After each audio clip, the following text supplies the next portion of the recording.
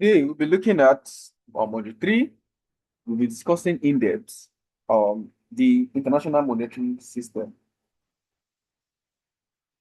By way of module objectives, by the end of this module, students should be able to understand the history and significance of the Bretton Woods system and its role in shaping modern international finance.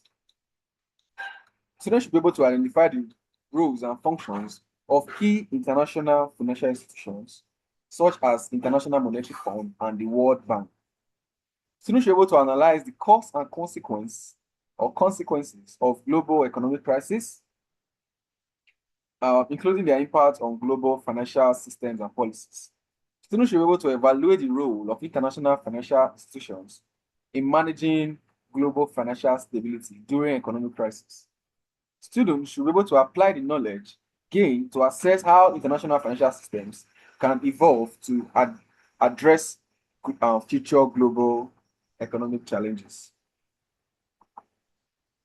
By way of introduction, international finance is not just about the exchange of currencies and the functioning of global markets, but also about understanding the historical and institutional systems that govern financial transactions. One of the most important structures that shaped modern international financial landscape was the Bretton Woods systems, which laid the foundation for the global economic order post-World War II. Alongside this, global international financial institutions like the International Monetary Fund and the World Bank plays vital roles in stabilizing economies, managing crises, and promoting sustainable global economic development. This module provides an in-depth examination of the Bretton Woods systems, the roles of IMF and the World Bank, and their influence on international finance. We also explore the impact of global economic crisis, including the 2008 financial crisis, and how this have influenced the evolution of international financial systems. Understanding the dynamics of global financial institutions and crises will help you assess how international finance adapts to changing global conditions and contribute to financial stability. The Bretton Woods systems, the origin. It was established in 1944 to stabilize the post-World War II global economy. That's the reason for the establishment of this system.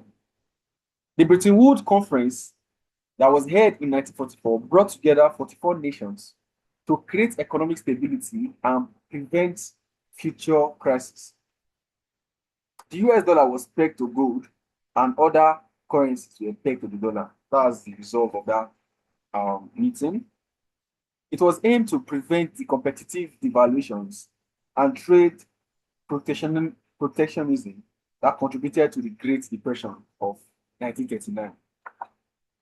This is a snapshot of the meeting that was carried out July 1944. Now, what are some of the key features of the Bretton Woods system that as a result of that meeting? We have the first thing there was the fixed exchange rates. Currencies were pegged to the US dollar, which was pegged to gold. Then there was the creation of the International Monetary Fund and the World Bank. The IMF was to stabilize the exchange rates, while the World Bank was used for long-term development. In that same meeting, they resolved to capital controls. There were restrictions on the free flow of capital to maintain stability. Then there was also dollar dominance in that meeting, where the US dollar was used as a central reserve currency for global trade and finances. So this dollar you are seeing as the dominant currency now started in 1944. Now let's look at some of the advantages and disadvantages of the Bretton Woods systems. The advantage include there was now stability, there was now predictability in global trade, and there was prevention of competitive devaluations. But disadvantage is that there was now limited flexibility for countries. There was not dependency on the US monetary policy. If US monetary policy is favorable, the world will be favorable. If it's not favorable, the world will not be favorable. And challenges during crisis eventually led to system collapse in 1971 due to excessive inflation in the US. That was the US inflation in 1971, and the dollar overvaluation. Now, how did the Bretton Woods system collapse? The US suspended the dollar convertibility into gold in 1971. It was called the Nixon shock, signaling the collapse. Um, it's now shifted to floating exchange rates. I already explained what a floating exchange rate is, where currency values were not determined by market forces. This is floating exchange rates. The collapse reflected the challenges in maintaining a fixed exchange rate system during economic instability. Let's look at the role of the International Monetary Fund and the World Bank. The role of the International Monetary Fund is to provide financial assistance and policy advice to countries, especially underdeveloped and developing countries, to maintain financial stability and to prevent crisis.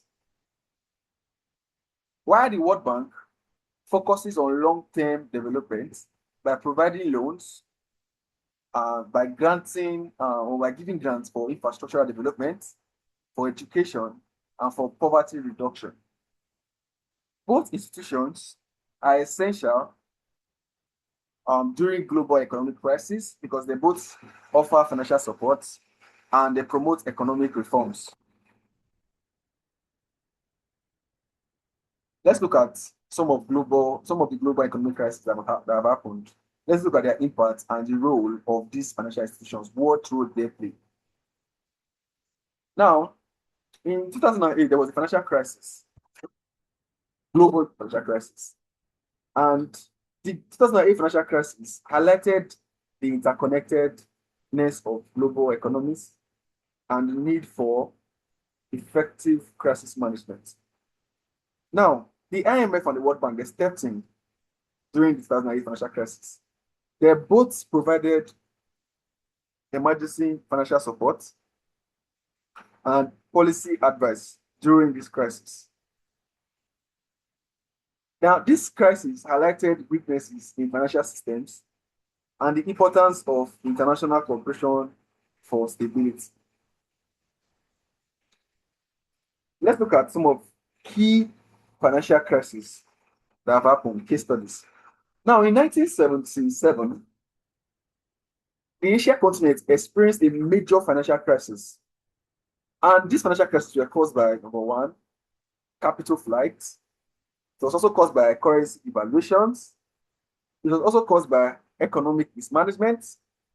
It was also caused by the 2008 global financial crisis.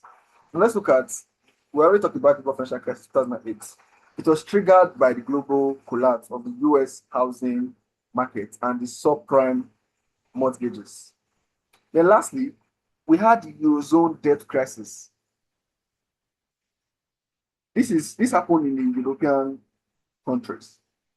There were sovereign debt issues in Greece and other European Union nations required the IMF and the European Union interventions.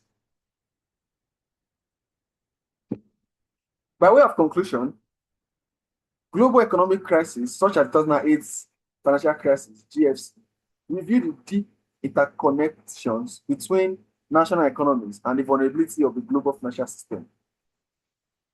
The 2008 crisis was a wake-up call that highlighted systemic weaknesses, the risk of excessive financial deregulations, and the importance of international cooperation in managing global financial stability.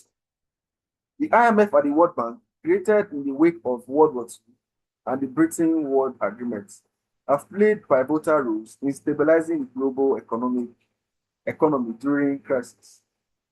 Their involvement during the GFC, as well as in other crises, demonstrates the critical role in offering financial assistance, providing technical expertise, and guiding economic reforms to prevent further destabilization.